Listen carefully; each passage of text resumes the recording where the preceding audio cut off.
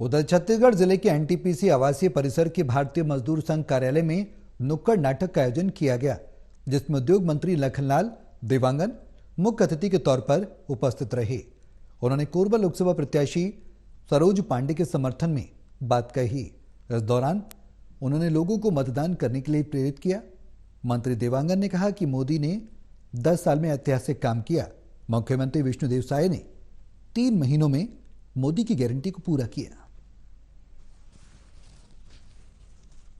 मोदी जी ने 10 साल में देश में ऐतिहासिक काम किया है, चाहे विकास की मामला हो, चाहे आर्थिक विकास की मामला हो, कि देश के शक्तिशाली बनाने की मामला हो, कि देश को एक भारत में, दुनिया में भारत का मान सम्मान बढ़ाने के काम हो, कि देश के हित में ऐतिहासिक निर्णय लेने की काम हो।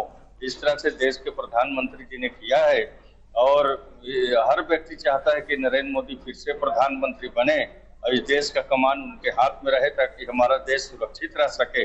और मोदी के गारंटी के साथ में घोषणा हुआ था। छत्तीसगढ़ की जनता को मैं धन्यवाद देता हूं कि उन्होंने छत्तीसगढ़ में पुनः भारतीय जनता पार्टी सरकार बनाई। विष्णुदेव साय जी हमारे प्रदेश के यशस्वी मुख्यमंत्री हैं। उन्होंने 3 महीना में ही मोदी के गारंटी को पूरा किया है। चाहे धान की 31 रुपए समर्थन मूल्य हो, चाहे बहनों को 1000 रुपए देने की बात हो, चाहे किसानों का 2 साल की बकाया बोनस हो, 18 लाख प्रधानमंत्री आवास हो, चाहे तेंदुपत्ता तोड़ने में 5500 रुपए मानक बोरा की खरीदी की बात हो, चरण पाक का साड़ी देने की बात हो, अन्य और मोदी के गारंटी को उन्होंने 3 महीने में पूरा किया है। इसलिए जनता का विश्वास भारतीय जनता पार्टी के ऊपर बढ़ी है और निश्चित तौर पर हम लोग इस बार छत्तीसगढ़ के 11 लोकसभा जीतेंगे और हमारा नारा है अब की बार 400 पार।